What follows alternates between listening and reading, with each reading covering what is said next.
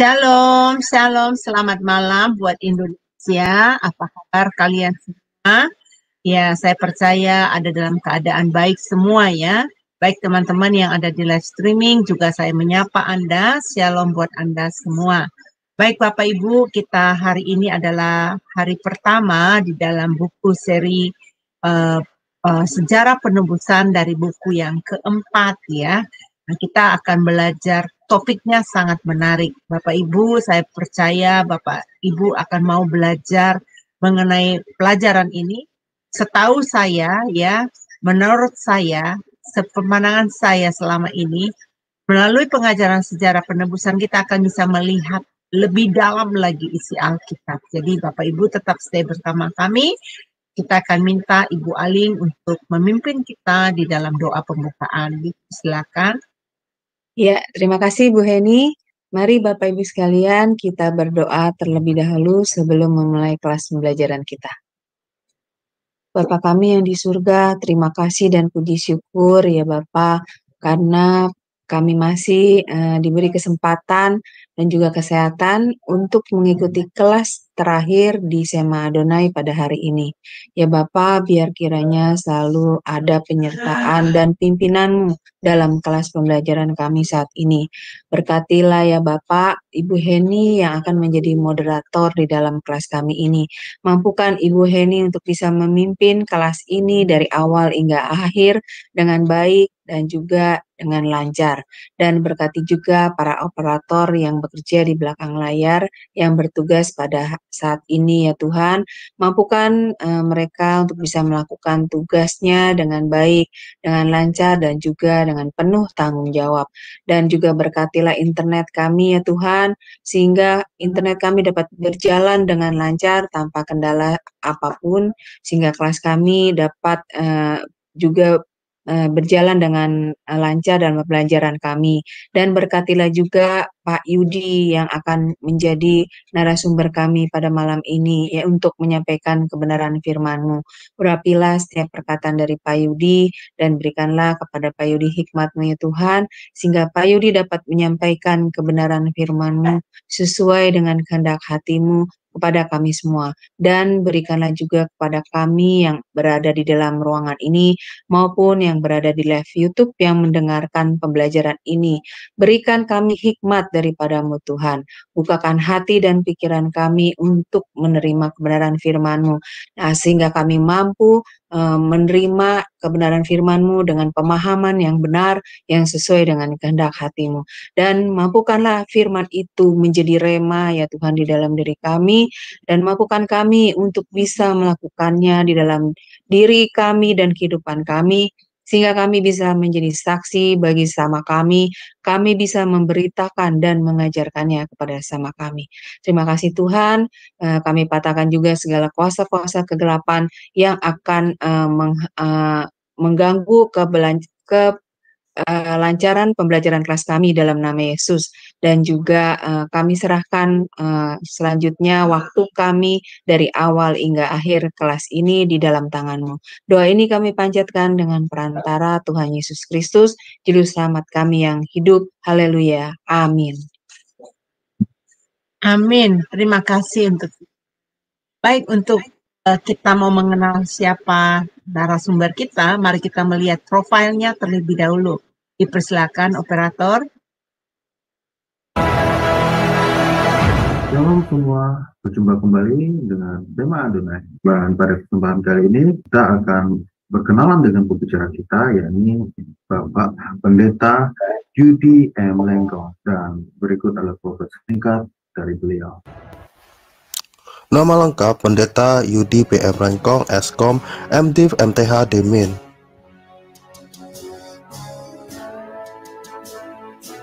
Tanggal lahir Manado, 21 Oktober tahun 1979. Alma Mater, Sarjana Komputer Eskom di Universitas Bina Nusantara Jakarta pada tahun 2003. Master of Divinity MDiv di The Presbyterian General Assembly Theological Seminary, Florida, US pada tahun 2010.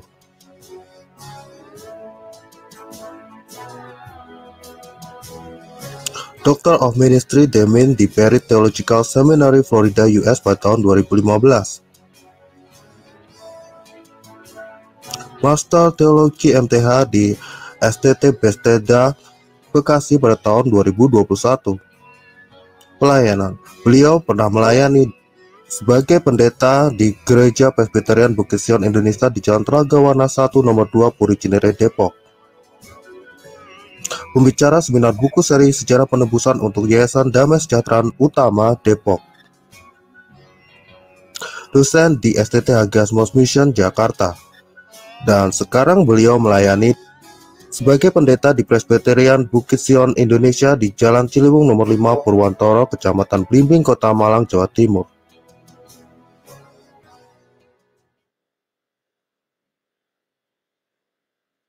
Ya, baik. Kita minta terima kasih kepada operator kita ya, hari ini telah membantu kita men-share profil dari Bapak Pendeta. Bapak Ibu, hari ini kita akan belajar topik yang sangat menarik ya. Semenjak saya dulu keliling belajar sana belajar sini, dan akhirnya saya menemukan pengajaran ini yang secara sistematis di pengajaran sejarah penebusan, dan pengajaran ini sangat-sangat memberkati banyak orang, termasuk, maaf ya, saya bukan ini, banyak para pendeta-pendeta yang mengatakan, wow, ini menyingkapkan satu kebenaran yang luar biasa ya. Jadi Bapak Ibu, ayo kita tekun, kita fokus, kita belajar, jangan sia-siakan kesempatan. Hari ini adalah pelajaran pertama, raja-raja yang dihapuskan di dalam periode kedua silsilah Yesus Kristus. Baik, untuk tempat dan waktunya kami persilakan untuk dosen kita, Pendeta Yudi Lengkong. Silakan Pak. Baik, Shalom Bapak Ibu semua. Ya, senang sekali kita ketemu lagi. Saya bersyukur di hadapan Tuhan. Kita bertemu untuk bersama-sama mempelajari Alkitab yang adalah firman Tuhan. Dan kita sementara menggunakan alat bantu buku seri Sejarah Penebusan, secara khususnya seri yang keempat. Jadi tanpa terasa ini dalam 1 tahun kita udah masuk ke buku yang keempat gitu ya. Jadi setiap buku itu sekitar 7-8 pertemuan, dan kita telah ikuti semua sampai saat ini. Moga-moga bermanfaat buat kita semua dan juga yang ikut lewat live streaming.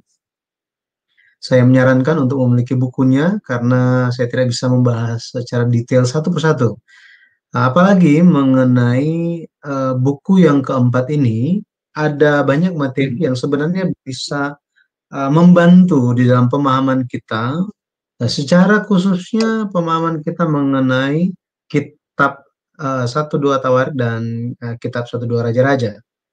Jadi malam hari ini kita akan berbicara bersama-sama mengenai buku yang keempat, seri Sejarah Penebusan, mengenai raja-raja yang dihilangkan.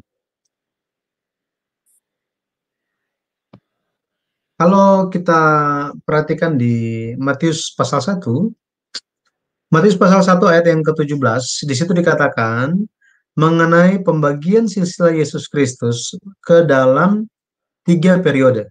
Periode pertama dari Abraham sampai kepada Daud. Kemudian periode kedua itu dari Daud sampai pembuangan ke Babel, dan periode ketiga dari pembuangan ke Babel sampai kepada Kristus. Secara khususnya buku yang pertama sampai yang ketiga kita banyak membahas mengenai Abraham, ya, mengenai Abraham sampai kepada Raja Daud. Tetapi kalau kita perhatikan di periode yang kedua, itu berbicara mengenai raja-raja yang tampil setelah Daud. Setelah Daud. Mulai dari ayat yang ke-6, di situ ada Daud, kemudian Salomo, Rehabeam, Abia, Asa, Yosafat, Yoram, Uzia, Yotam, Ahaz, Hizkia, Manasya, Amon, Yosya, Yekonya. Nah, Yekonya ini merupakan orang yang ditekankan bahwa Yekonya dan saudara-saudaranya, artinya orang-orang Israel di waktu itu dibuang ke Babel.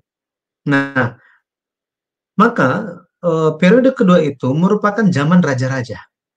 Zaman raja-raja dari antara Daud sampai kepada pembuangan ke Babel. Nah, kita akan melihat secara khususnya dengan tema raja-raja yang dihapuskan di dalam periode kedua silsilah Yesus Kristus. Ini tampilan cover buku keempat, ini bagian depannya, dengan tema pemeliharaan yang misterius dan ajaib.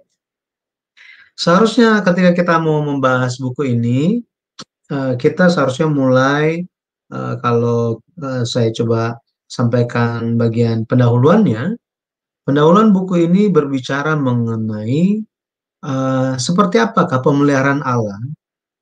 Jadi menekankan tentang pemeliharaan dari Allah, bagaimana supaya apa yang dijanjikannya itu tetap digenapi. Meskipun di tengah-tengah kesusahan, kesulitan, bahkan di dalam suatu kondisi keturunan beriman itu hampir terputus dan menyebabkan jalur kedatangan Yesus Kristus itu terancam, ya terancam putus. Tetapi sangat misterius bagaimana Allah memelihara supaya jalur kedatangan Yesus Kristus itu tidak terputus. Ya, secara khususnya dalam raja-raja ini banyak membahas tentang bagaimana Tuhan bekerja di masa-masa yang sangat-sangat sulit, sangat-sangat gelap, gitu ya. Nah, kita akan melihat tentang buku yang keempat ini. Sedikit mengenai buku yang keempat, ada referensi bahan yang sangat bermanfaat bagi kita untuk mempelajarinya, baik dari bidang akademisi atau pelayanan maupun jemaat. Ini seperti contoh yang tampil di sini. Jadi ada kronologi raja-raja setelah kerajaan Israel itu terpecah menjadi selatan dan utara. Nah, di sini dirapihkan oleh pendeta Abraham Park raja-raja dari Yehuda Selatan sejak atau setelah Salomo. Ya, setelah Salomo atau setelah terpecah kerajaan itu. Jadi di Yehuda Selatan ada, kalau kita lihat ada 20 raja, ya 20 raja sampai mereka itu ditawan ke Babel. Nah, kalau kita lihat ini ada 20 raja, kenapa silsilah Yesus Kristus cuma ada 14 raja? Benar ya, ini pada akhirnya membuat kita berpikir, kenapa di sini ada 20 raja-raja di Yehuda Selatan, di garis keturunan Daud, tetapi di dalam silsilah Yesus Kristus hanya dicatat 14. Langsung kita terpikir bahwa apa? Ada yang dihilangkan. Ada raja-raja yang tidak dimasukkan ke dalam silsilah Yesus Kristus. Nah, ini yang akan kita pelajari. Tetapi yang ingin saya sampaikan adalah ada tabel kronologi ini membuat kita mengerti ketika kita membaca Alkitab, secara khususnya kitab Tawarik dan Raja-Raja. Jadi ada tahun mereka memerintah, ketika mereka usia berapa, ya ketika mereka usia berapa, mulai memerintah menjadi raja. Bahkan kita lihat di bagian tengah sini, ya mohon maaf ini karena copyright jadi perlu ditutupi oleh yayasan.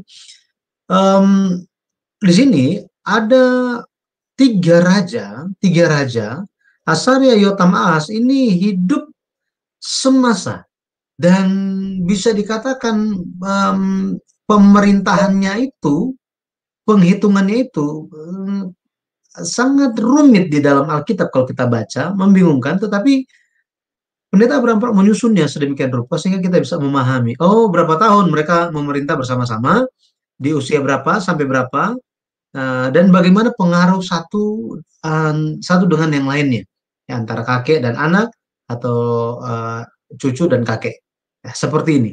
Nah, dikasih tahu juga cara membacanya seperti apa. Ya, saya nggak bahas karena kalau membahas ini saja Banyak kita bisa bahas mengenai raja-raja ini, gitu ya. Kemudian mengenai Israel Utara. Jadi kalau Yehuda Selatan itu semua dari garis keturunan Daud, sedangkan Israel Utara itu berganti-ganti. Ini berganti-ganti. Kalau kita lihat di tengah ini, dinasti pertama itu Yerobeam, kemudian anaknya Nadab. Setelah itu, orang yang lain, dari keluarga yang lain yang menjadi raja. Ya, sampai ada sembilan dinasti. Sekarang di Indonesia sementara heboh dinasti-dinasti, gitu ya. Tetapi kita tidak membahas hal itu. Ya, semua dalam kedaulatan Tuhan lah terjadi. Dan kita lihat di sini, dinasti yang ke-9, jadi ada 9 dinasti. Bagaimana pergantian dinasti ini? Yang terjadi adalah dinasti yang kedua membunuh raja yang sebelumnya. Kemudian dinasti ketiga membunuh raja dari dinasti yang sebelumnya. Nah, ini terjadi pembunuhan secara terus-menerus. Jadi berganti-gantian ini mereka. Sangat gelap ya, sangat gelap kerajaan Israel Utara ini karena mereka penuh dengan dosa dan kejahatan. Dan Tuhan ada di mana? Kehendak Tuhan ada di Yehuda Selatan. Karena itu Tuhan sudah berjanji kepada Daud. Nah, sini juga ada. Kita bisa lihat berapa lama mereka, tahun berapa. Ini hitungan Masehi semuanya. Oke. Ya. Jadi yang kita akan bahas sesuai dengan tema raja-raja yang dihilangkan dari silsilah dari periode kedua, silsilah Yesus di Matius pasal 1. Kalau kita bandingkan di 1 Tawarik 3 ayat 11 sampai 12 dan Matius 1 ayat yang ke-8, kita akan menemukan bahwa ada raja yang dihilangkan. Kita baca dulu 1 Tawarik 3 ayat 11 dan 12. Anak orang ini ialah Yoram. Jadi sebelum Yoram ini ada Yosafat gitu ya. Jadi setelah bicara tentang Yosafat, ayat 11 bilang anak orang ini ialah anak Yosafat itu siapa? Yoram. Kemudian anak orang ini ialah Ahazia, anak orang ini ialah Yoas, ya. Yoas, anak orang ini ialah Amazia, anak orang ini ialah Azaria, anak orang ini ialah Yotam. Yang kita perhatikan di sini adalah Yoram, Ahazia, jadi Yoram, Ahazia, Yoas, kemudian Amazia. Ya, sini ya, Amazia. Azaria ini, Raja Azaria, ada nama lain, yaitu Uzia. Nama lainnya adalah Uzia. Kenapa di Perjanjian Baru menggunakan nama Uzia? Karena di Perjanjian Lama itu ada di saat yang bersamaan seorang nabi yang namanya Azaria juga. Jadi Azaria atau Uzia ini merupakan orang yang sama. Oke. Nah, kalau kita lihat di sini, dari antara Yoram sampai kepada Azaria, ada siapa saja? Ada Ahazia, Yoas, dan Amazia. Sedangkan di Matius 1 ayat yang ke-8 dikatakan Asa memperanakkan Yosafat, Yosafat memperanakkan Yoram, Yoram memperanakkan Uzia. Di sini kita bisa tahu bahwa antara Yoram dan Uzia ini kok bukan anaknya, tetapi langsung ditulis seolah-olah Uzia itu adalah anaknya Yoram. Ketika kita bandingkan dengan Perjanjian Lama, ternyata apa? Di antara Yoram dan Azaria, antara Yoram dan Azaria ada 3 raja. Ada 3 raja yang 3 nama yang dihilangkan dan tidak masuk dalam silsilah Yesus Kristus. Hal ini, kenapa ini penting untuk kita pahami? Dari sisi apologetika, Alkitab itu banyak diserang karena hal ini. Maka mereka bilang bahwa apa? Alkitab tidak konsisten. Di Perjanjian Lama ada, kenapa di Perjanjian Baru tidak ada? Seolah-olah mencocok-cocokkan saja. Nah, ini diserang, Alkitab diserang. Sehingga mereka berpendapat Alkitab bukanlah firman Tuhan, hanya catatan manusia saja. Pada akhirnya sudah ditanya bolak-balik, banyak yang menjelaskan, tetapi tetap mereka balik ke pertanyaan yang sama. Kenapa mereka semua dihilangkan? Belum ada yang bisa memberikan jawaban yang memuaskan. Belum ada. Nah, mengenai pertanyaan ini, saya sejak kuliah sekitar ya 23 tahun yang lalu, pertanyaan ini sudah ada. Pertanyaan ini sudah ada, gitu ya. Tetapi baru bisa diselesaikan dan terpuaskan jawaban ini setelah buku yang keempat ditulis oleh Pendeta Abraham Park. Nah, ada alasan kenapa mereka dihilangkan. Tuhan lewat tuntunan Roh Kudus mencatat Alkitab bukannya tanpa tujuan, tetapi Allah telah memiliki maksud, dan rencana. Kita perlu memperhatikan bahwa Allah itu adalah Allah pencipta dan kita tidak berbeda, sangat jauh pikiran Allah dan pikiran manusia seperti langit dan bumi jauhnya. Sangat berbeda. Hanya ketika itu disingkapkan maka kita bisa tahu. Jika tidak disingkapkan kita tidak akan tahu. Itulah. Makanya dikatakan di salah satu firman Tuhan, bila tersingkap, bila tersingkap, maka firmanmu itu akan mencerahkan orang-orang yang sederhana. Itu sebabnya ketika kita mendekati Alkitab dan berusaha memahami Alkitab, pikiran kita itu harus apa? Harus melihat Alkitab dari sudut pandang Tuhan, bukan dari sudut pandang kita manusia, karena kita terbatas. Nah, jadi ada masalah ini. Solusinya bagaimana? Kalau kita lihat, ini yang tadi saya zoom, Rehabeam Abia Asa Yosafat. Nah, Yosafat dia ada anak namanya Yoram.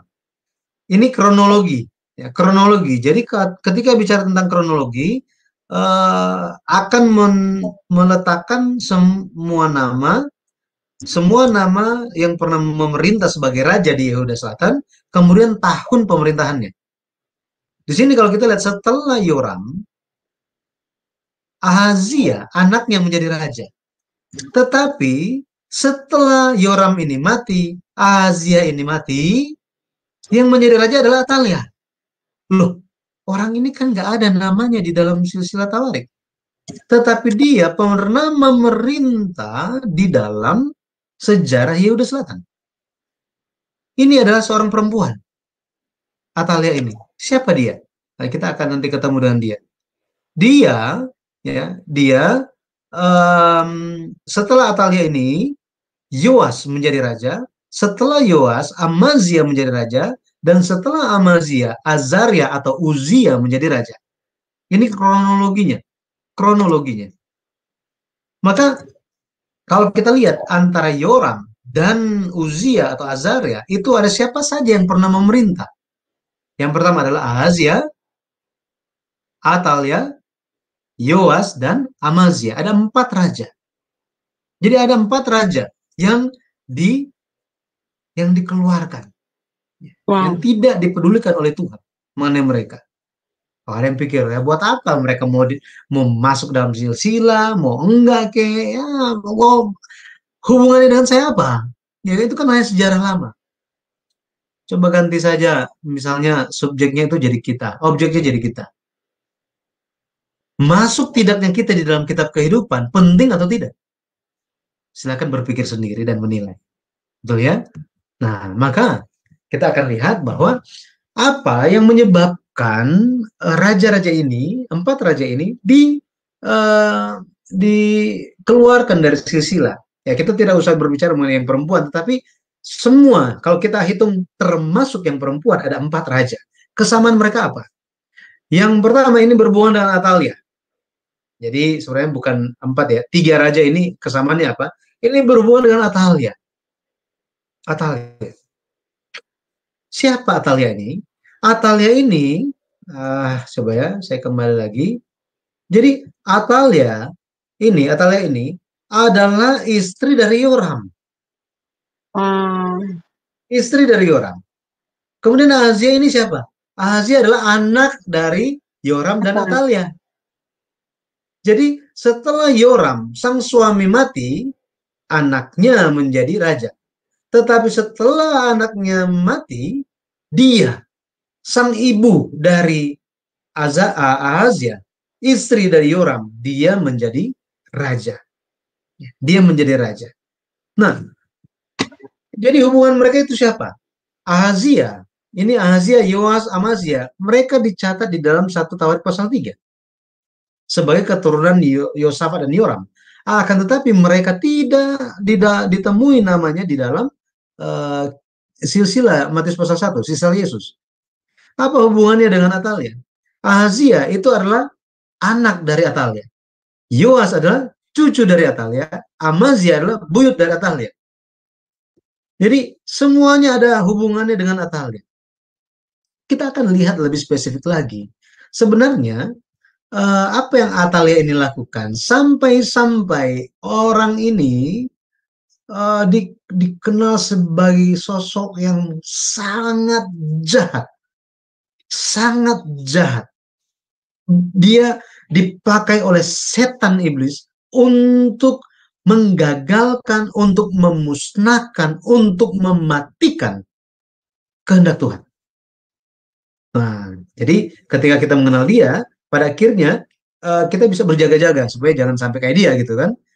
Nah, seperti ini. Jadi kesamaan yang pertama itu mereka ada hubungannya dengan Atalia.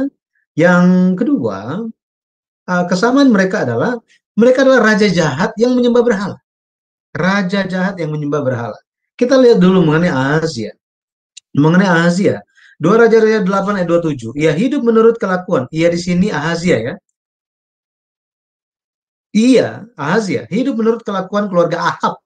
Dan ia melakukan apa yang jahat di mata Tuhan. Sama seperti keluarga Ahab. Sebab ia adalah seorang menantu dari keluarga itu. Jadi Bapak Ibu, saudara sekalian, di sini muncul nama Ahab berkali-kali. Padahal dia adalah raja di sebelah mana? Utara. Tetapi ketika berbicara mengenai Ahazia, raja Yehuda Selatan, nama Ahab muncul. Bahwa apa? Ahazia ini dia hidup menurut keluarga Ahab. Loh, memang apa hubungannya? Apa hubungannya? Atalia, papanya bernama Ahab. Nah, bisa tahu di sini ya. Papanya bernama Ahab. Jadi, kalau kita perhatikan Ahab di sini, gitu ya, dia ada Ahab, ini dapat anak, ya, ada banyak anak, tetapi salah satunya adalah Atalia. Kemudian di sisi yang lain, ini kan Israel Utara, ya, Israel Utara. Di sisi yang lain ada siapa? Ada Yehuda Selatan, ya, Yehuda Selatan. Jadi ini Israel, ya, Israel Utara. Ini ada Yehuda Selatan. Di Yehuda Selatan ada Yosafat. Ada banyak orang Kristen namanya Yosafat, gitu ya. Pendeta juga ada yang namanya Yosafat. Nah, Yosafat ini nama anaknya adalah Yoram. Dan apa yang terjadi? Yang terjadi adalah Yosafat menikahkan Yoram dengan Atalia. Ini yang terjadi. Maka Ahazia ini siapa? Ahazia adalah cucu dari Ahab. Cucu dari Ahab. Makanya Ahazia ini besar. Dia bertumbuh menjadi besar dengan pengaruh dosa dan kejahatan dari keluarga Ahab, apalagi mamanya yang luar biasa jahat. Ini. Wah. Makanya kita bisa lihat menyembah berhala, ya. Hidup dengan menyembah berhala. Kita lanjut dulu gitu ya. Kemudian kalau kita perhatikan, apalagi kesamaan dari mereka, bukan kesamaan ya, kita akan melihat yang ini. Ya, berikutnya kita akan melihat mengenai Atalia. Ini kan dosa penyembahan berhala. 2 Raja-Raja 11 ayat 18. Sesudah itu masuklah seluruh rakyat negeri ke rumah Baal lalu merobohkannya. Mereka memecahkan sama sekali mesbah-mesbahnya dan patung-patung dan membunuh Matan, imam Baal, di depan mesbah-mesbah itu. Kemudian Imam Yoyada mengangkat penjaga-penjaga untuk rumah Tuhan. Nah, ini kalau kita lihat setelah Atalia itu menjadi raja, yang dia lakukan adalah memasukkan berhala-berhala dan mengangkat imam-imam Baal dan masukkan itu di bait suci. Masukkan itu di rumah Tuhan. Bos, jahatnya luar biasa. Bayangkan kalau misalnya di gereja dimasukin patungnya Buddha gitu. Ya kayak gitu. Kemudian masukin semua dewa-dewa. Ini yang dilakukan oleh Atalia. Pengaruhnya sampai kepada anaknya yang itu siapa tadi? Ahazia. Kemudian nggak berhenti di dia, Yoas. Ya, Yoas. 2 Tawarik 24 ayat 17 sampai 19. Sesudah Yoyada mati, pemimpin-pemimpin Yehuda datang menyembah kepada raja. Sejak itu raja mendengarkan mereka. Raja mendengarkan mereka. Ayat yang ke-18, mereka meninggalkan rumah Tuhan, Allah nenek moyang mereka, lalu beribadah kepada tiang-tiang berhala dan patung-patung berhala. Oleh karena kesalahan itu, Yehuda dan Yerusalem tertimpa murka. Ayat 19. Namun Tuhan mengutus nabi-nabi kepada mereka supaya mereka berbalik kepadanya. Nabi-nabi itu sungguh-sungguh memperingatkan mereka, tetapi mereka tidak mau mendengarkannya. Apa yang terjadi? Kalau kita lihat, nanti kita akan mengenal siapa Yoyada ini, gitu ya. Siapa Yoyada ini? Apa hubungannya dengan Yoas? Ya, apa hubungan mereka? Akan tetapi Yoas dia mendengarkan nasihat pemimpin-pemimpin Yehuda. Oh, siapa pemimpin-pemimpin Yehuda ini? Gitu ya. Siapa mereka? Jadi masih ingat tadi kan ada namanya ada Yoram, ya Yoram. Kemudian Atalia. Setelah Atalia ada siapa? Yoas kan? Yoas. Nah, kalau kita lihat Atalia ini setelah dia mati masih ada pengaruh kepada siapa? Pemimpin-pemimpin Yehuda, pemerintah. Inilah ya, ini masih ada hubungan pemimpin-pemimpin Yehuda dengan Atalia ini. Sehingga mereka mempengaruhi siapa? Karena ini ada hubungan, mereka mempengaruhi Yoas. Dan Yoas dikatakan sejak itu raja mendengarkan mereka, pada akhirnya jatuh dalam penyembahan berhala. Ini yang terjadi. Ya. Nah, maka kita bisa lihat Yoas itu dia pun jatuh di dalam penyembahan berhala. Apa hal yang lain lagi yang bisa kita lihat dari raja-raja ini? Yang keempat itu Amazia. Ini Amazia anak dari Yoas. 2 Tawarik 25 ayat 14. Ketika Amazia kembali setelah mengalahkan orang-orang Edom itu, ia mendirikan para Allah Bani Seir yang dibawanya pulang sebagai allahnya. Ia sujud menyembah kepada Allah itu dan membakar korban untuk mereka. Jadi baik itu Ahazia, Atalia, Yoas, Amazia, semuanya menyembah berhala.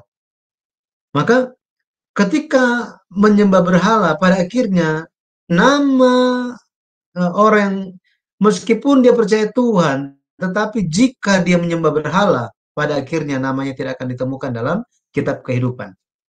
Tidak akan ditemukan.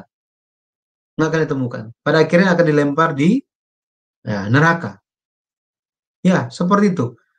Kenapa? Karena dikatakan di kitab Wahyu, mereka yang menyembah binatang itu, mereka yang ada bersama-sama dengan pelacur besar itu, mereka semua akan kena hukuman. Nah, jadi kesamaan yang pertama, mereka adalah penyembah berhala. Ya, mereka penyembah berhala. Mereka ada hubungan dengan Atalia. Yang kedua, mereka menyembah berhala. Yang ketiga, mati mereka itu tidak alami. Kematian mereka. Ahazia itu dibunuh oleh Yehu, orang Israel, ya, dari kerajaan Israel Utara. di Megido. 2 Raja-Raja 9 ayat 27. Atalia dibunuh di pintu kuda, jalan masuk menuju istana. 2 Raja-Raja 11 ayat 13 sampai 16. Ini sangat-sangat tragis dan mengenaskan kematian mereka. Yoas dibunuh karena persengkongkolan pegawai-pegawainya. 2 Raja-Raja 12 ayat 20. Amazia dibunuh oleh pegawai-pegawai kepercayaannya. 2 Raja-Raja 14 ayat 19 sampai 20. Jadi mereka semua ini mati dengan mengenaskan. Mati dengan mengenaskan. Ini yang terjadi kepada mereka. Dan kalau kita lihat, kita kembali lagi, mereka semua ini berhubungan dengan seseorang yang bernama Atalia. Ya, Atalia. Pertanyaannya, siapa Atalia ini? Ya, tadi kita sudah kenal sedikit gitu ya. Dia adalah anak perempuan dari Ahab dan Izebel. Ahab merupakan raja yang paling jahat di Israel Utara. Istrinya jahatnya pun luar biasa. Bapak Ibu kenal dengan Nabi Elia? Nabi Elia itu pernah dikejar-kejar mau dibunuh. Oleh siapa? Oleh suami istri ini, Ahab dan Izebel. Bayangkan.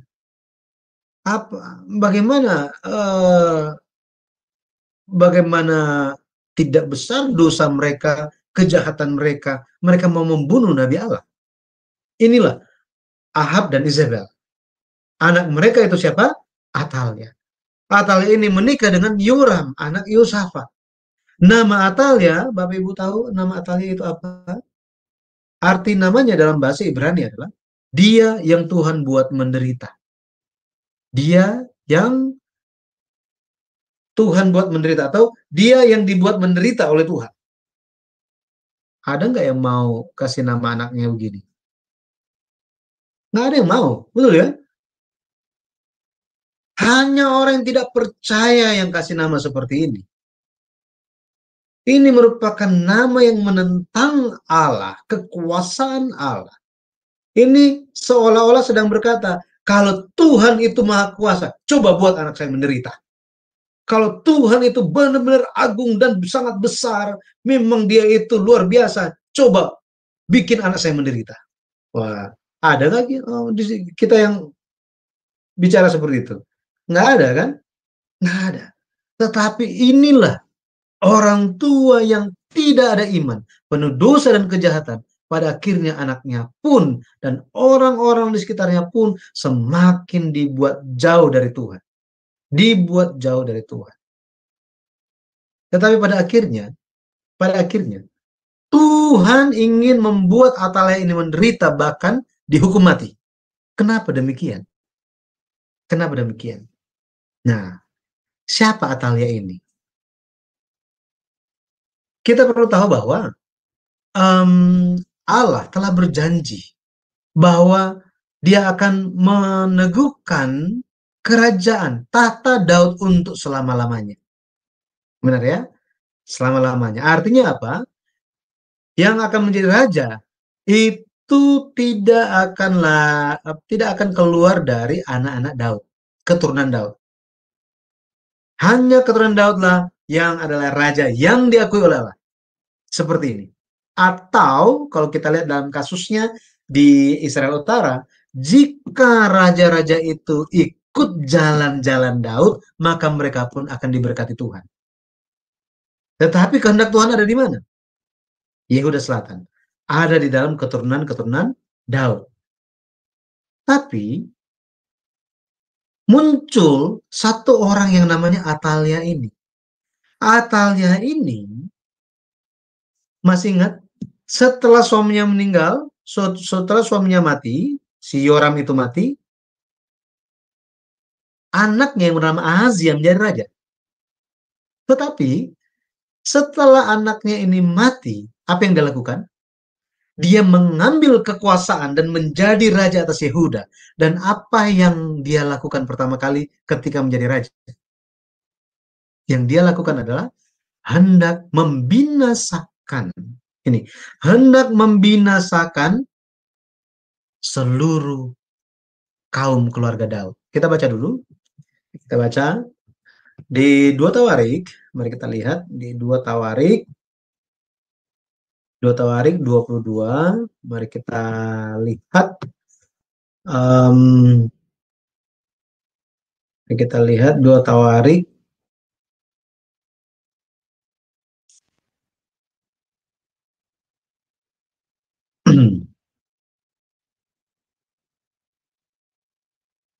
Kita lihat ayat yang ke-10.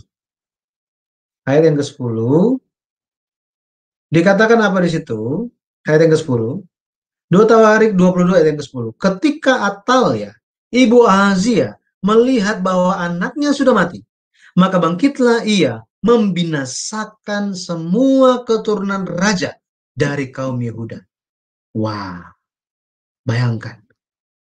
Dia membinasakan semua keluarga Daud. Pokoknya yang laki-laki dibunuh semuanya. Mau dia marga apa? Daud, bunuh. Marga apa? Daud, bunuh. Dibunuh semuanya. Sangat-sangat jahat. Inilah pekerjaan setan. Masih ingat pekerjaan Firaun waktu orang Israel di Mesir, mereka jumlahnya bertambah banyak? Masih ingat di zaman sekitar Musa lahir? Apa kebijakan dari Firaun? Firaun Mesir. Kalau lahir anak laki-laki Ibrani, bunuhlah. Tetapi 2 orang bidan yang dikasih tugas seperti itu nggak mau lakukan itu karena mereka takut akan Tuhan. Karena apa? Karena hal tersebut akhirnya Firaun mengeluarkan kebijakan baru lagi. Dia bilang apa? Semua rakyat Mesir, jika kalian tahu dan mendapati ada bayi Ibrani, bayi laki-laki lahir, ambil dan apa? Buang ke sungai Nil. Wah, apa yang sedang dilakukan oleh Firaun ini? Firaun sementara melakukan pekerjaan setan yang ingin memusnahkan umat Tuhan. Masih ingat Adam? Adam dibuat jatuh dalam dosa. Kain dibuat jatuh dalam dosa. Ini tindakan-tindakan dari iblis hanyalah untuk mematikan. Sebaliknya, pekerjaan Tuhan adalah untuk menghidupkan. Di sini Atalia, setelah Ahazia itu mati, dia membinasakan semua keturunan raja. Ini sama dengan apa? Ini sama dengan dia ingin mencegah. Dia ingin menghalangi, dia ingin memutuskan jalan kedatangan Yesus. Ini yang dia ingin lakukan. Masih ingat Herodes? Nah, sama seperti itu. Sama. Tetapi kalau kita lihat, Allah bekerja dan apa yang dikatakan di 2 Tawarik 22 ayatnya yang ke-11. Tetapi Yosabat, anak perempuan raja, mengambil Yoas bin Ahazia, menculik dia dari tengah-tengah anak-anak raja yang hendak dibunuh itu, memasukkan dia dengan inang penyusunya ke dalam gudang tempat tidur. Demikianlah Yosabat, anak perempuan raja Yoram, istri Imam Yoyada. Ia adalah saudara perempuan Ahazia, menyembunyikan dia terhadap Atalia, sehingga ia tidak dibunuh Atalia. Nah, kalau kita lihat, di sini dikatakan, maka tinggallah Yoas, ayat yang ke-12. Tinggallah Yoas 6 tahun lamanya bersama-sama dengan mereka dengan bersembunyi di rumah Allah. Sementara Atalia memerintah negeri. Jadi 6 tahun lamanya Atalia memerintah negeri. Tanpa dia ketahui bahwa apa? Waktu itu, 6 tahun yang lalu, Yosabat, saudara perempuan Ahazia, ini, Ahazia, gitu ya, mengambil Yoas. Jadi anak Ahazia itu ada banyak, ya, ada banyak. Kemudian Yoas ini diambil oleh Yosabat dan disembunyikan. Yosabat ini dia adalah istri Imam Yoyada. Imam Yoyada, kalau kita baca buku yang ke-6 seri sejarah perebusan, nah, kita bisa ketemu dengan Imam Yoyada ini. Ya, Imam Yoyada. Dia muncul dalam 77 imam yang masuk dalam silsilah imam besar. Nah, maka kita bisa perhatikan bahwa Tuhan melindungi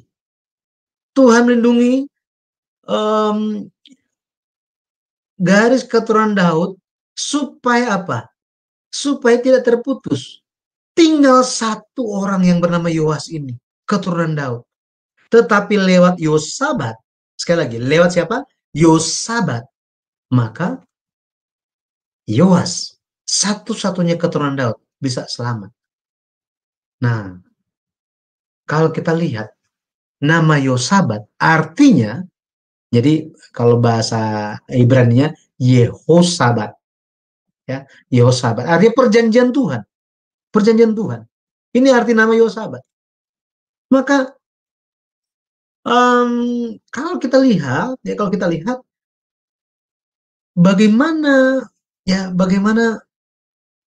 Atalnya ingin memusnahkan keturunan Daud, memusnahkan jalur kedatangan Mesias, jalur kedatangan Yesus, tetapi Allah melindungi garis keturunan Daud. Kenapa? Karena Allah sudah janji. Nah, janji.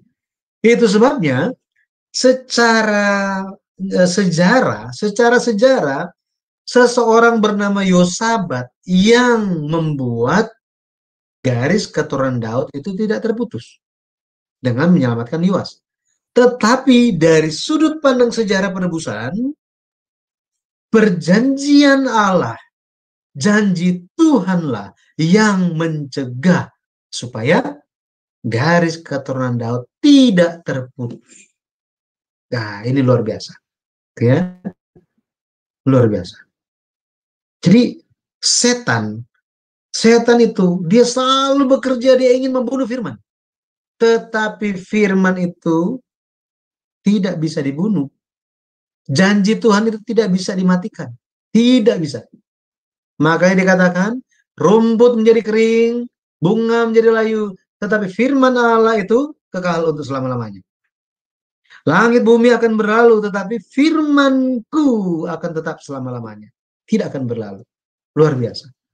Jadi firman Tuhan, Yesus, firman yang telah menjelma menjadi manusia, dia adalah Tuhan. Dialah Yesus Kristus. Orang-orang berpesta pora menyaksikan kayu salib, bahwa Yesus mati di atas kayu salib. Dan semua orang berkata bahwa apa? Ya, kita pikir dia itu seseorang. Ternyata, ya, kita pikir dia somebody, tetapi ternyata nobody. Tetapi Yesus bangkit. Nah, ini. Yesus bangkit. Maka kalau kita lihat, kesimpulannya mengenai hari ini, Tuhan di 2 Tawarik 21 ayat 7, Tuhan membuat perjanjian dengan keluarga Daud. Bahwa apa? Dia akan memberikan pelita. Ya, pelita di sini menunjuk kepada keturunan. Allah akan memberikan keturunan. Jadi kita sudah belajar di yang terakhir minggu lalu bahwa pelita Tuhan itu menunjuk kepada perjanjian Tuhan. Pelita itu menunjuk kepada firman Tuhan. Pelita pun menunjuk kepada roh manusia. Itu sebabnya di dalam garis keturunan Daud, pelita Allah itu ada di dalam mereka. Dan pelita ini berusaha dimatikan, dipadamkan oleh iblis setan. Tetapi semua usaha itu sia-sia. Sia-sia. Kenapa? Karena pelita sejati Yesus Kristus pada akhirnya lahir. Dia datang. Dia telah mati dan bangkit. Dia terangkat ke sorga dan dia akan datang kembali. Pada akhirnya dia menjadi terang sejati bagi umat manusia. Makanya kita pun perlu menjadi anak-anak terang. Ya, anak-anak terang. Dan pada akhirnya kita bisa lihat silsilah Yesus Kristus di Matius pasal 1. Dari mata dunia, orang-orang dunia melihat Alkitab itu salah. Bahwa apa? Enggak konsisten. Tetapi justru Allah sementara membuang. Membuang apa? Membuang yang tidak kudus, yang tidak benar, dibuang semuanya dan hanya mencatat yang benar. Orang yang bisa menjadi saluran janji Tuhan. Mereka ya, kalau kita lihat bahwa iman itu bukan berdasarkan darah dan daging. Bukan. Bukan berdasarkan darah dan daging, tetapi berdasarkan roh. Berdasarkan roh. Nah, kita baca satu ayat ini dan kita akan selesai. Mari kita lihat kitab Yohanes. Yohanes pasalnya yang ketiga. Yohanes 3.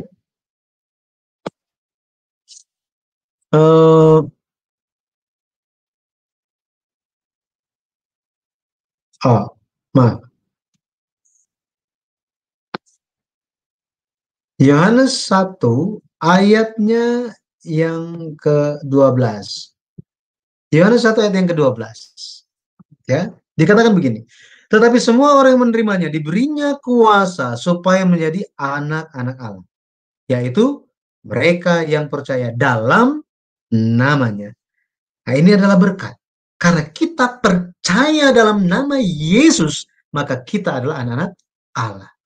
Itu sebabnya kiranya kita menjadi orang yang senantiasa menjauhi berhala. Kalau kita lihat berhala dalam Alkitab, Kolose 3 ayat 5 dikatakan keserakahan itu adalah penyembahan berhala. Di kitab Samuel dikatakan bahwa keras kepala itu pun penyembahan berhala. Seperti itu.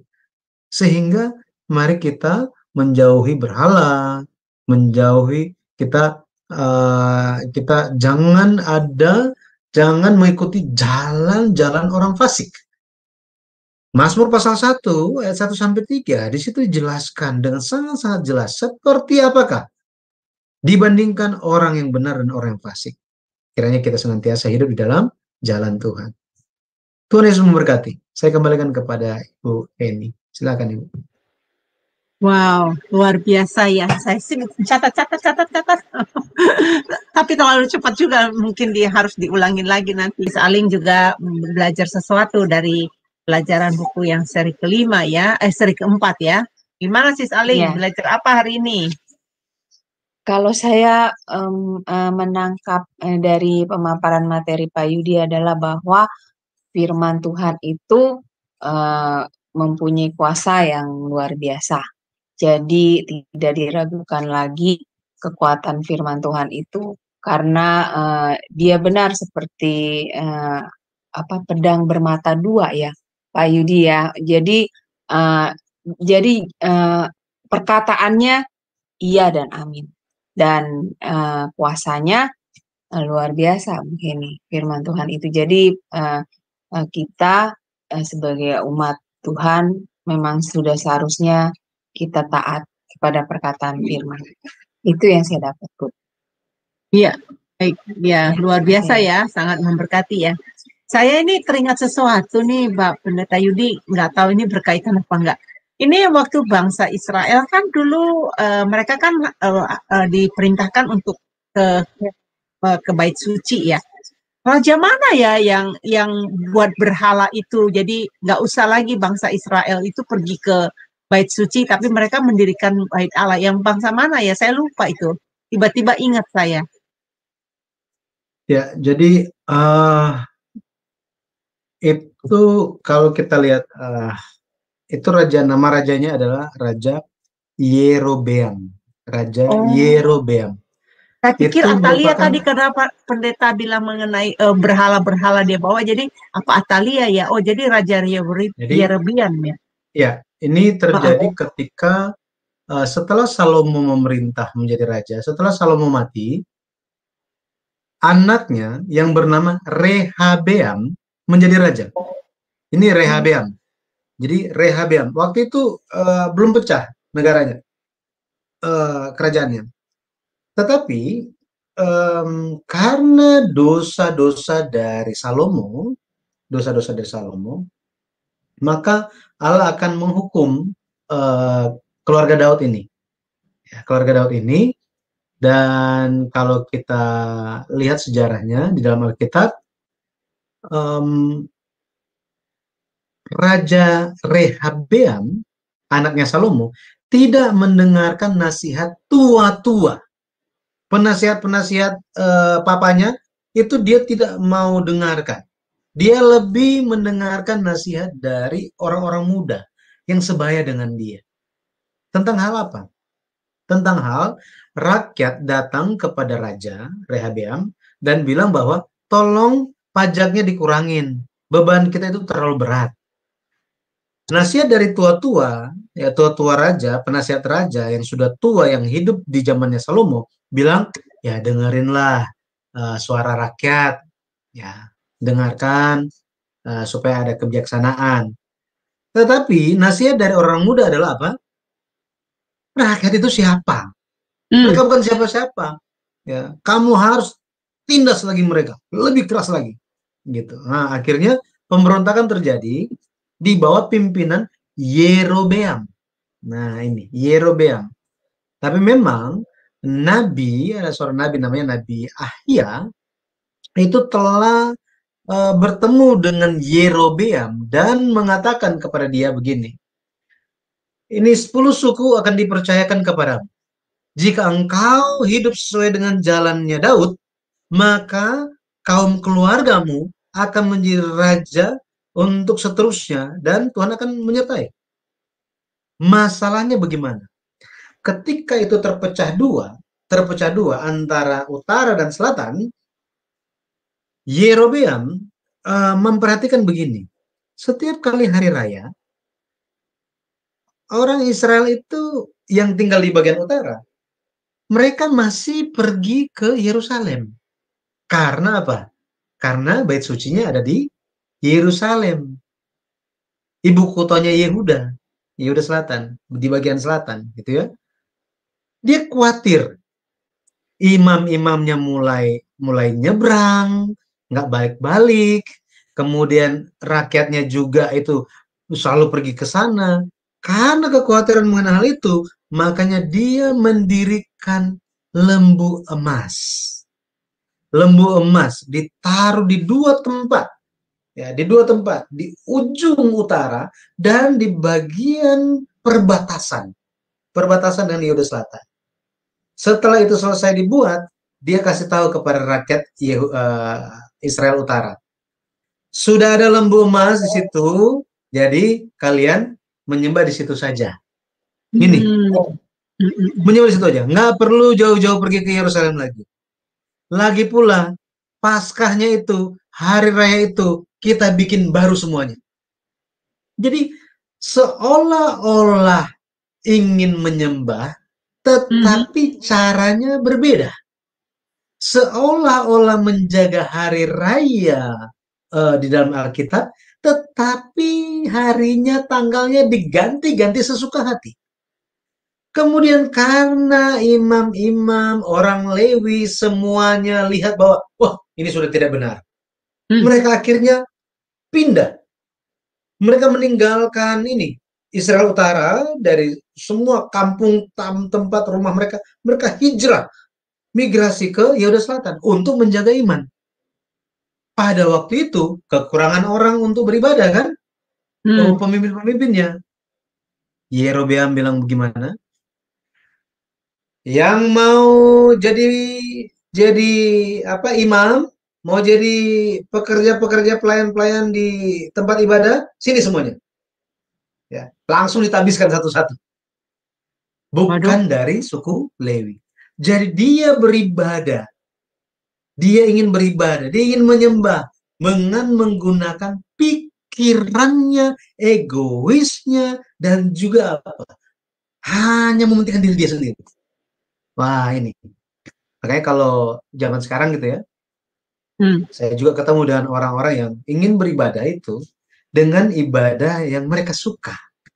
Iya. Nah, ini yang mereka suka. Tetapi itu masih bisa diterima. It's okay. Hati setiap orang berbeda-beda kan, masing-masing bagaimana dengan Tuhan. Tetapi yang uniknya ada yang seperti ini. Yang gereja sana, saya suka yang bagian, misalnya ada 5 hal tentang gereja itu, saya suka cuma bagian yang ini saja, satu bagian. Yang lainnya saya nggak cocok dengan hati saya. Saya lihat gereja sana, oh dari 5 hal, saya suka yang itu saja, yang ini saya nggak suka. Oh, yang sana, jadi dia teliti begitu banyak gereja dan dia bikin gereja sendiri sesuai dengan pikiran dia, bukan Tuhan. Wah, jahat kan? Jahat itu. Saya bilang itu jahat. Kenapa? Karena ingin membentuk ibadah bukan sesuai kehendak Tuhan, tetapi sesuai dengan hatinya mau apa, pikirannya, manusiawinya. Jadi penyembahan secara egosentris, bukan teosentris. Nah, ini. Jadi penyembahan itu hanya kepada Tuhan, seharusnya terfokus pada Tuhan. Tetapi apa? Penyembahannya terfokus kepada yang penting saya nyaman. Nah, itu. Apa bedanya dengan zaman Yerobeam? Ya, seperti itu apa adanya. Ya. Ya, saya kembali lagi. Itu di zaman Yerobeam itu. Sebelum Wow. Iya. Jadi mereka memutarbalikkan ya, jadi mengarahkan supaya demi kepentingan pribadinya si Raja Yerobeam ya, saat ini ya. Baik, ini betul. ada Sis Aling. Silakan Sis Aling. Iya, terima kasih Bu Heni. Ya, shalom Pak Yudi.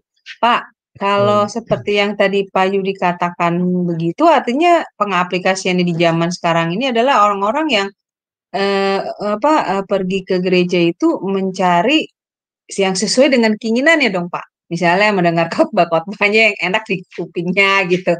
Kalau yang khotbah-khotbah yang keras atau gimana mereka nggak suka gitu, nggak mau menerima pengajaran-pengajaran yang maksudnya dari khotbah pendetanya itu menyinggung ego mereka, ya mereka tidak mau gitu. Apa seperti itu Pak? Kalau pengaplikasiannya di zaman ini. Iya. Ya, mungkin saya share ininya aja, firman Tuhannya. Nah, kita lihat di 2 Timotius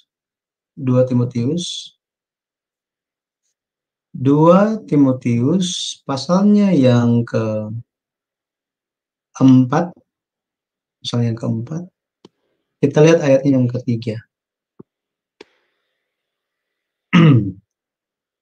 Dikatakan begini, di bagian ayat yang kedua, dikatakan begini. Jadi nasihat Paulus kepada Timotius. Beritakanlah firman, siap sedialah baik atau tidak baik waktunya. Nyatakanlah apa yang salah, tegurlah dan nasihatilah dengan segala kesabaran dan pengajaran. Ayat 3 bilang apa? Karena akan datang waktunya orang tidak dapat lagi menerima ajaran sehat, tetapi mereka akan mengumpulkan guru-guru menurut kehendaknya untuk memuaskan keinginan telinganya. Terus dikatakan apa ayat yang keempat? Mereka akan memalingkan telinganya dari kebenaran dan membukanya bagi dongeng. Jadi mereka hanya ingin apa yang mereka ingin dengar. Mereka ingin dengar apa yang mereka ingin dengar. Jadi ketika mereka datang, mereka duduk beribadah, mereka mendengar apa yang tidak ingin mereka dengar. Oh, ini nggak cocok, langsung keluar. Atau mukanya, atau konsentrasinya itu udah pergi ke tempat yang lain. Ini terjadi. Firman Tuhan sudah bicara mengenai hal itu. Itu sebabnya kita harus berjaga-jaga dan mengingatkan, mendoakan satu sama lainnya. Jangan sampai ini memalingkan telinga dari kebenaran. Ingat, domba-dombaku, Yesus bilang di Yohanes pasal 10, domba-dombaku mengenal suaraku. Firman Yesus adalah kebenaran. Yohanes 17:17. Jika memalingkan dari kebenaran, memalingkan telinga dari firman, memalingkan telinga dari suara Yesus Sang Gembala, arah ibadahnya, arah hidupnya mau pergi kemana dia? Sedangkan Yesus satu-satunya jalan, kebenaran, dan hidup. Nah, seperti ini. Ya, sangat bahaya. Apalagi zaman sekarang. Ya. Betul, Pak. Jadi Demikian, memang benar ya Pak Yudi bahwa firman Tuhan itu memang kan memperbaiki kelakuan, menyatakan kesalahan, mendidik orang dalam kebenaran. Jadi ya udah pasti hal-hal yang berhubungan dengan kebenaran itu pasti mengikis ego kita ya Pak. keakuan kita. Itu sudah pasti ya. Makanya orang banyak yang nggak suka kalau misalnya mendengar pemberitaan firman yang keras ya, akan ya merasa ya tersinggung, tersindir apa gimana seperti itu ya Pak Yudi. Ya baik, terima Ya, kasih Pak terima Yudi untuk kasih. pencerahannya, Tuhan berkati. Ya, Ya, terima kasih partisipasannya. Teman-teman yang ada di live streaming, kalau ada pertanyaan silakan ditulis ya. Nanti saya baca kok ya. Ya, ada klinik lampu TV Shalom buat Anda juga. Selamat bersama kami ya. Dan Bapak Kadron itu sesat itu ya, ini acara gabungan ya, bukan acara spesial Pak Lidara. Jadi Pak Lidara di channel sendiri, tapi acara-acara kami disiarkan di tempat Pak Lidara juga gitu.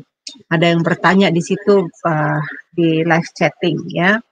Baik, ada lagi kira-kira yang mau bertanya? Seru nih.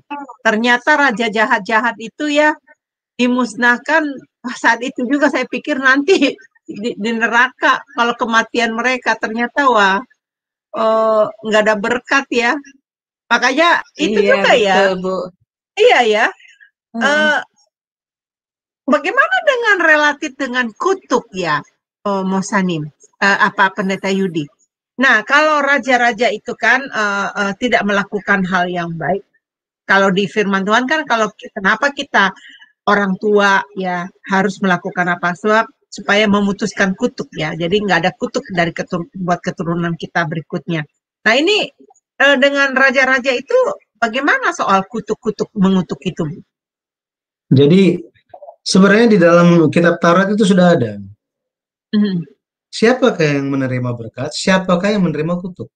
Itu sudah ada semuanya. Kriterianya sudah ada. Sudah ada. Gitu. Siapakah orang yang diberkati? Siapakah orang yang dikutuk? Sudah ada semuanya. Sehingga kutuk itu tidak perlu disampaikan. Setiap orang sesuai dengan perkataan, perbuatan, hidupnya seperti apa, kakinya sendiri yang akan mengarah ke sana. Wow.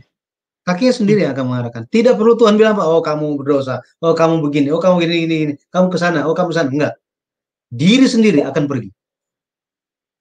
Ini yang kita diajarkan begitu. Dari mana kita tahu? Yesus memberikan perumpamaan kan? Yesus berikan perumpamaan mengenai orang kaya dan pengemis yang bernama Lazarus. Dua-duanya mati. Yang satu ada di pangkuan Abraham, yang satu itu ada di Hades. Ada di jurang maut. Ya kan? Nggak usah dikasih tahu. Langsung ke tempatnya masing-masing. Langsung. Makanya kekristenan, Alkitab tidak menyatakan ada tempat tengah. Nggak ada. Oh, sementara di sini dulu, seperti ajaran Katolik. Enggak.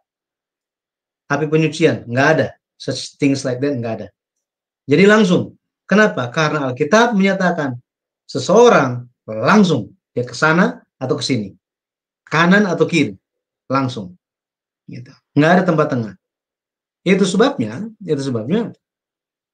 dengan iman kita harus bertahan sampai akhir. Ini sangat penting. Bukannya oh ya nanti kemudian oh ya bagaimana. Tetapi kita harus paham satu hal bahwa hal menentukan seseorang ke kanan atau ke kiri itu bukan manusia. Gitu ya.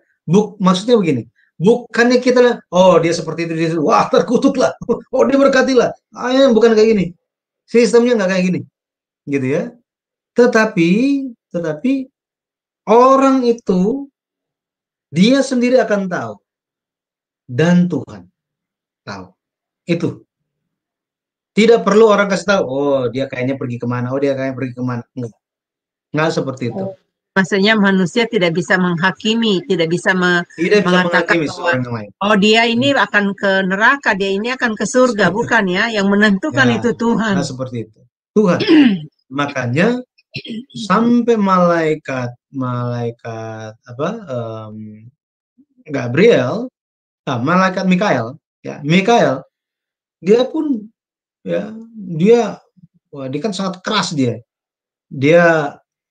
menghardik si iblis itu kan, dalam hal kalau kita lihat di Yudas pasal 1 merebut mayatnya Musa kan, gitu. Nah, dia nggak mau bicara apa-apa, tapi Tuhan yang akan memberikan hukuman. Jadi semua itu dari Tuhan. Tuhan yang memutuskan. Bagi kita seperti apa? Mungkin ada juga yang pernah baca, Rasul Paulus itu kerasnya minta ampun. Sampai-sampai orang demikian jahatnya orang-orang itu, sampai-sampai sampai-sampai Rasul Paulus dengan berani bicara apa nasib orang itu. Nah, iya kan? Ini orang yang sangat menakutkan, Rasul Paulus itu. Kenapa? Karena Tuhan beserta dengan dia, dan dia bisa langsung nyatakan seperti apa. Wah, itu hebat. Nggak semua dapat yang seperti beginian. Nggak semua. Gitu ya. Tetapi kepada orang di mana Allah berkenan menyatakan kehendaknya. Tapi tujuan Rasul Paulus pun bukan untuk apa? Oke, tiada tempat lagi, tidak ada kesempatan lagi, pintu ditutup bagi kamu. Enggak. Rasul Paulus menegur supaya apa?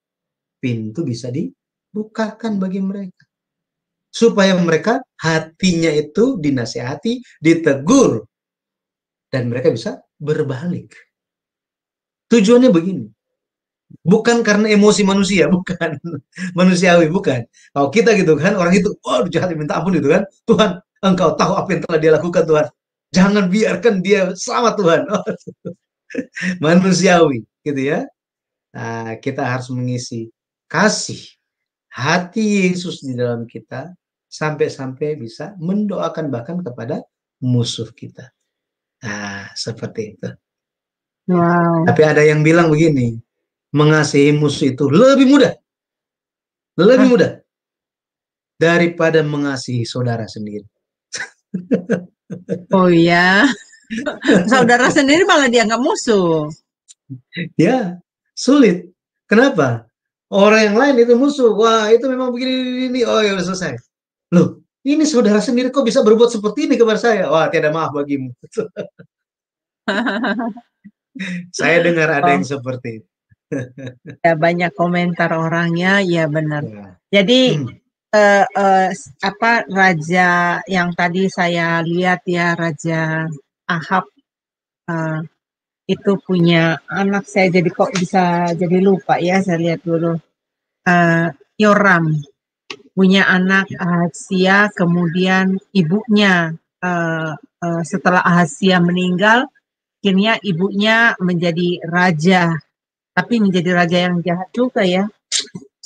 Mestinya kalau ibunya naik takhta ya harus yang baik lah rajanya ya. Tapi kok jadi jahat. Semua barang berhala dimasukin ke bait suci. Itu luar biasa, itu nistahnya di hadapan Tuhan ya, perbuatannya itu ya, Bapak Pendeta ya. Ini ada teman-teman yang mau tanya lagi. Bagaimana Lydia? Lydia teman saya ya, dia juga lagi kerja, saya nggak tahu dia bisa buka mute nggak.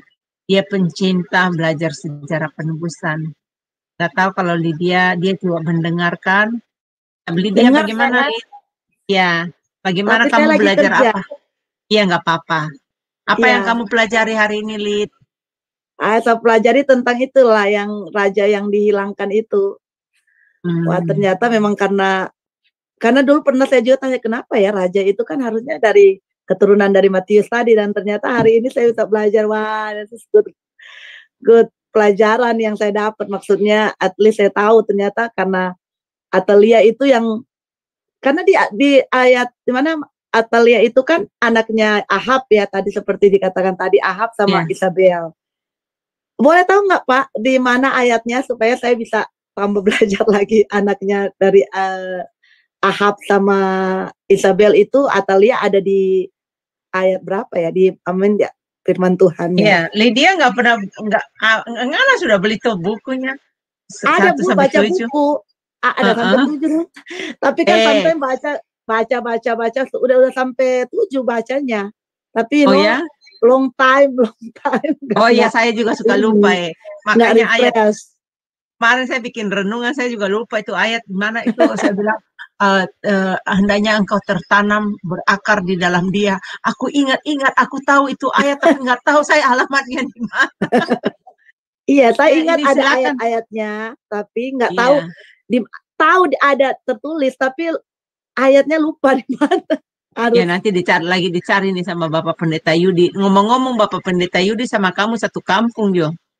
ah, oh iya, Satu Lengkong ya. kampung. Iya, Kampung apa dulu? Languan ya? Kak. Coba, coba. Bukan. Ada kampung kecil Ibu di dekat-dekat Tondano. Oh, Tondano. Desa kecil. Tondano. Saya di Languan Pak, ada Lengkong juga, tapi nggak tahu kalau keluarga atau enggak. Ya, Tapi gue tuh ada yang dari pendeta-pendeta hamba Tuhan di Manado yang belajar tentang silsilahnya sejarah penebusan, karena ini benar-benar wow, waktu saya belajar ini kapan ya Yan ya? 2000 berapa itu lama ya? 5 tahun yang lalu, Lid. 5 tahun ya, lebih kali ya? Iya, lebih ya belajar sejak Dan saya di buka situ kelas. terbuka, waduh. Ternyata kita ini kalau cuma masuk gereja, pulang gereja yang cuma tahu tentang Matius, tentang kelahiran Yesus, tapi nggak pernah tahu silsilah. Dan ternyata itu penting. Bapak Abraham Park ini benar-benar dipakai Tuhan ya. Sampai harus dia bukakan. Sampai ini yang inilah, yang silsilah hilangnya raja-raja itu kan ada yang banyak yang nggak tahu. Pendeta-pendeta pun nggak tahu kenapa dihilangin. Iya, pecinta belajar ini si Lydia. Ya, silakan Pak Yudi menjawab pertanyaannya Lydia tadi, ayatnya di mana? ya, jadi itu nanti bisa baca di Dua Raja-Raja, pasal 11 itu ada ceritanya di situ. Dua Raja-Raja pasal 11 ada. Kemudian bicara mengenai Ahab, ya, Ahab itu seperti apa? Itu bisa lihat di Tawarik ya, di Tawarik di 2 Tawarik 22. 2 Tawarik 22. Jadi kalau baca di situ nanti bisa ketahuan gitu bahwa oh ini silsilah dari keluarga ini ternyata seperti itu. Bahwa Ahab ini kemudian Izebel ini papanya itu adalah apa ya, raja namanya Etbaal. Ini pun anak dari penyembahan berhala gitu. Jadi anak penyembahan berhala, anak penyembah berhala, dan penyembah berhala akhirnya jadi satu. Bisa bayangkan anaknya jadi seperti apa. Dan ini bukan hanya menyembah berhala seperti yang kita tahu zaman sekarang. Di zaman dulu, benar-benar itu diisi dengan dosa dan kejahatan. Seperti ini. Karena penyembahan mereka, penyembahan berhala metode zaman dulu itu benar-benar mengorbankan sampai anak sendiri pun dikorbankan. Dipotong-potong kemudian dibakar. Ada yang dibakar hidup-hidup juga ada. Seperti itu. Dan ada tindakan-tindakan zina sebelum memberikan korban persembahan, sehingga hal ini menjadi suatu tradisi dosa. Makanya Israel Utara itu Tuhan sangat-sangat marah kepada mereka. Tuhan ingin hukum mereka luar biasa. Makanya kenapa? Apa yang menjadi Tuhan itu sangat marah terhadap Yehuda Selatan? Tuhan marah gara-gara apa? Gara-gara Yosafat, raja yang luar biasa hebat itu, menjadi besan Ahab. Bayangkan. Menjadi besan Ahab. Itu yang terjadi. Gitu ya. Makanya ini merupakan suatu hal yang sangat-sangat mengejutkan. Kenapa mengejutkan? Karena di dalam keturunan Daud itu ada 3, di zaman raja-raja itu ada 3 raja yang terkenal luar biasa. Hebat imannya. Cuma 3 ini. Lebih unggul daripada yang lain. Yang pertama, Yosafat. Yang kedua, Hizkia. Yang ketiga, siapa? Yosia. Tapi mereka ini pun memiliki kelemahannya, kekurangan yang pada akhirnya membuat mereka jatuh. Yosafat, apa kejatuhan? Apa yang menyebabkan kejatuhan dari keturunan Daud, dari kerajaan Yehuda Selatan? Itu adalah sejak Yosafat menjadi besan Ahab. Bayangkan tuh, jadi besan. Ya, besan Ahab katanya. 2 Tawarik, kita lihat. 2 Tawarik 18. 2 Tawarik 18. Jadi supaya langsung lihat ayatnya gitu ya. Kita akan lihat 2 Tawarik 18 ayat 1. Dia katakan apa? Ketika Yosafat kaya dan sangat terhormat, ia menjadi besan Ahab. Bayangkan.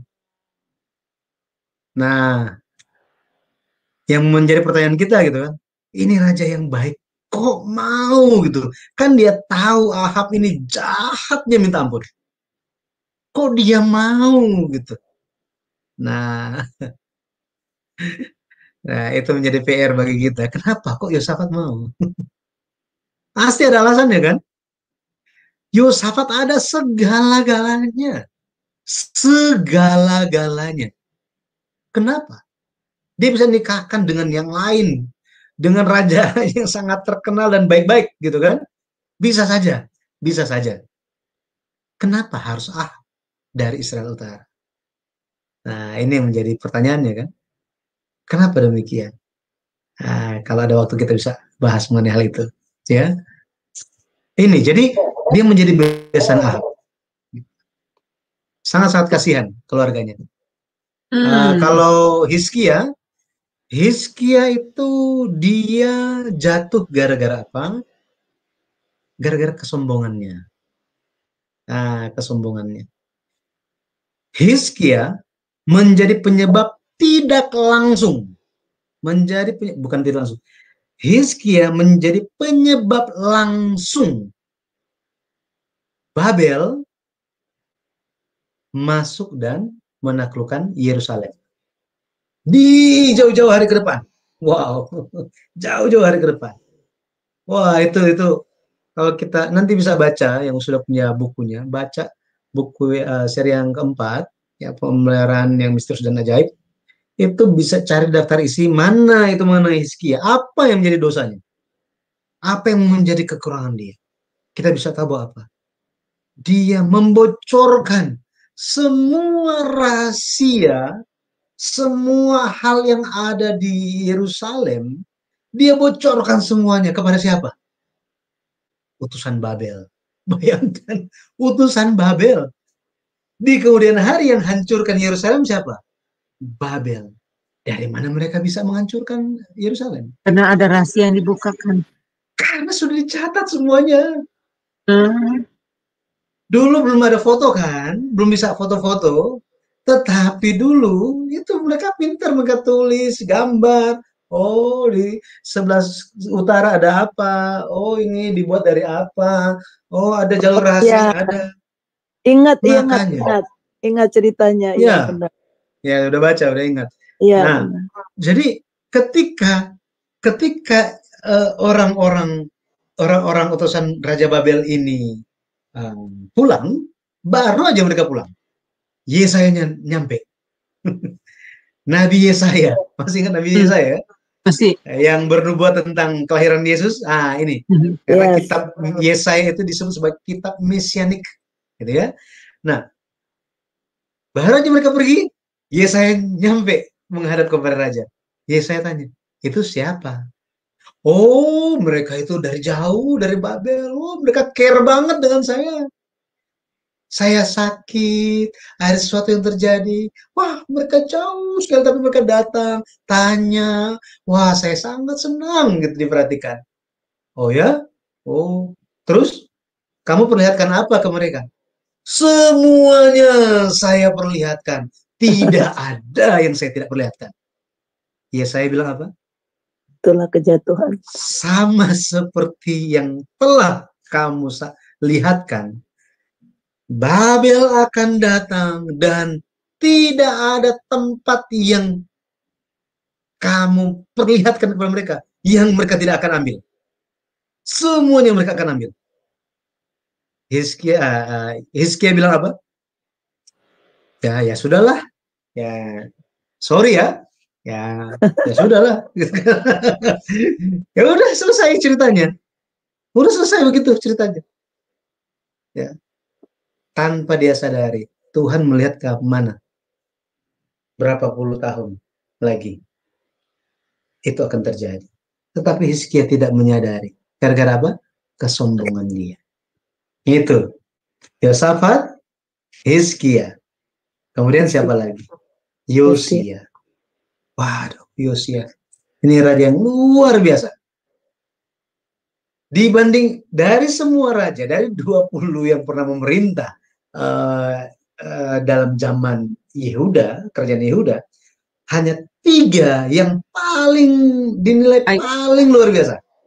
Tetapi dari 3 ini pun cuma 1 yang menerima pujian yang luar biasa. Hanya Yosia. Wah, luar biasa Yosia. Dari luar ketiga biasa. Hanya 1. Tapi dia pun miss 1 hal. Sebenarnya bukan cuma 1 hal, ada 2 hal. Miss dia yang pertama itu, yang dia lewatkan itu adalah ketika ada Firaun, jadi sementara ada perang kerajaan-kerajaan besar di bagian-bagian utara sana, antara Asyur dan Babel, sementara perang. Nah, Mesir, ya Firaun yang lagi di utara ini, kalau ada petanya bagus kita bisa lihat.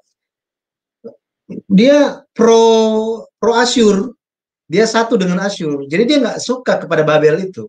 Jadi dia maju. Untuk maju pergi ke atas ini, ke utara, perlu lewati tanah Yehuda. Di zamannya Yosia, ya di zaman Raja Yosia, Israel Utara itu sudah hancur. Udah rata dengan tanah. Udah nggak ada orang di sana.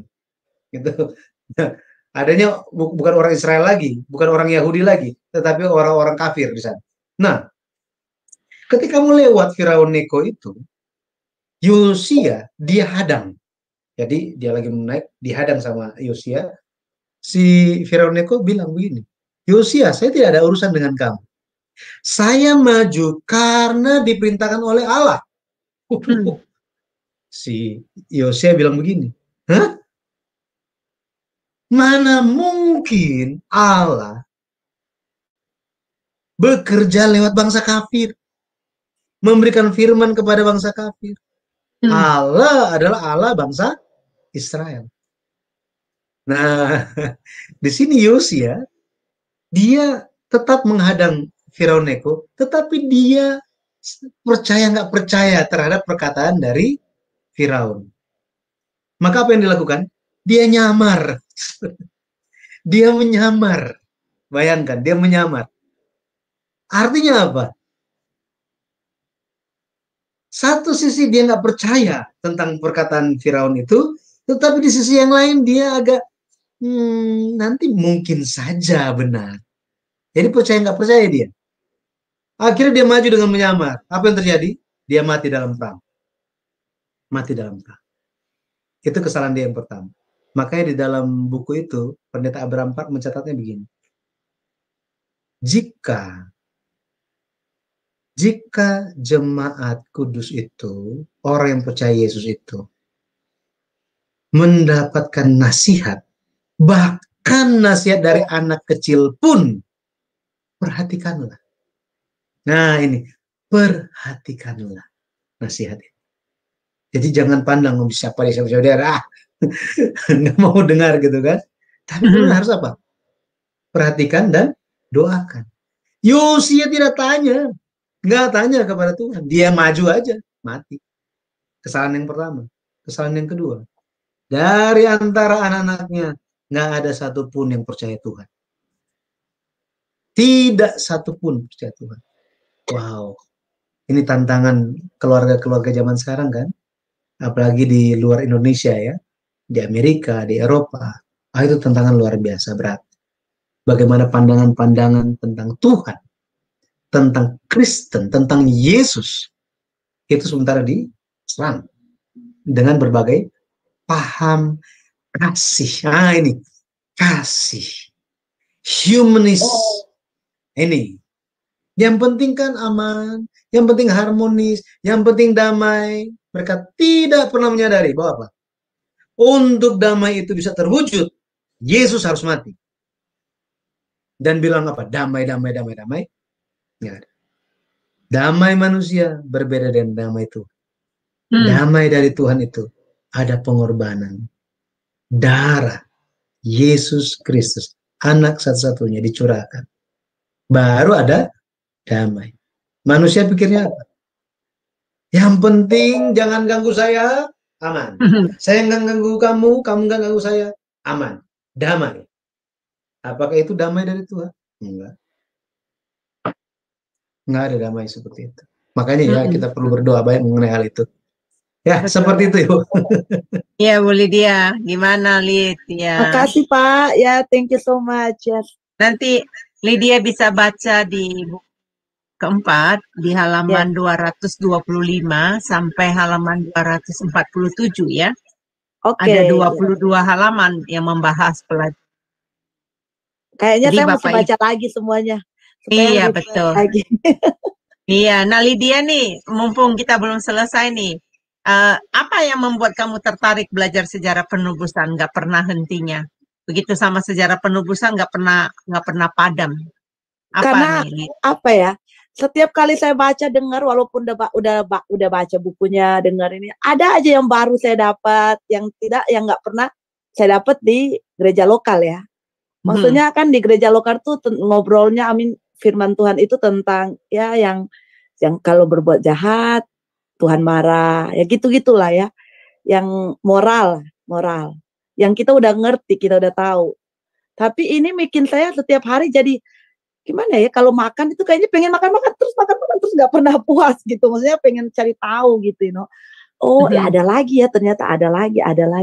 Dan banyak teman-teman yang tanya ke saya, how do you know? Kok kamu tahu sih? Iya, saya tahu karena saya belajar. Dan ternyata semakin saya belajar, semakin saya ternyata tahu bahwa saya nggak banyak tahu gitu, Iya, mantap. This is really benar-benar exciting untuk belajar, Dulu waktu saya ingat beberapa tahun yang lalu, aduh saya baru tahu ini, saya baru tahu jawabannya ini. Aduh, jadi dia terbuka ya. Waktu kita Bible study di rumah saya dulu, saya suka buat Bible study di rumah saya ya. Jadi dia datang gitu, waduh excited banget. Jadi kalau udah diajarin, wah saya baru tahu ini rahasianya.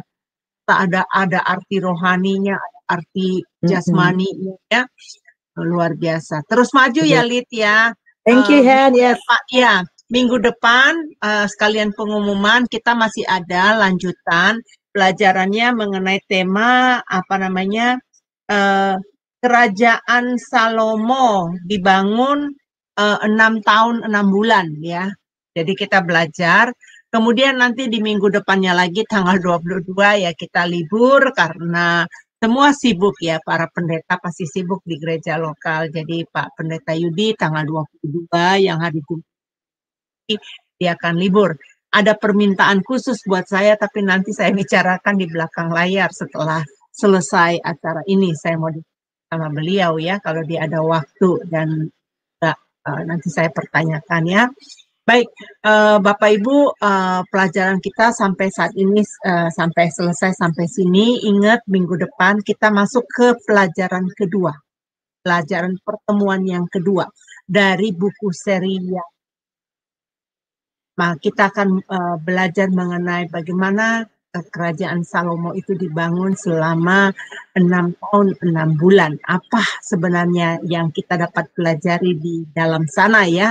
Nah baik, kita minta Bapak Pendeta Yudi untuk memberikan last statement-nya, last pengajarannya, apa yang kita pelajari hari ini. Dan kita ditutup dengan doa dan berkat. Silakan.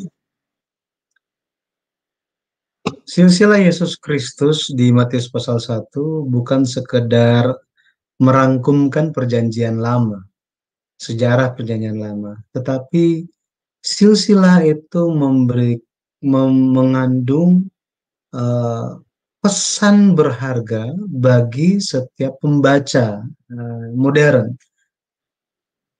Salah satu pesan yang diberikan adalah untuk nama orang yang percaya dicantumkan dalam sisa Yesus, dicantumkan dalam kitab kehidupan, itu bukan sekedar karena orang tuanya percaya, maka anaknya pun otomatis masuk ke dalam kitab kehidupan.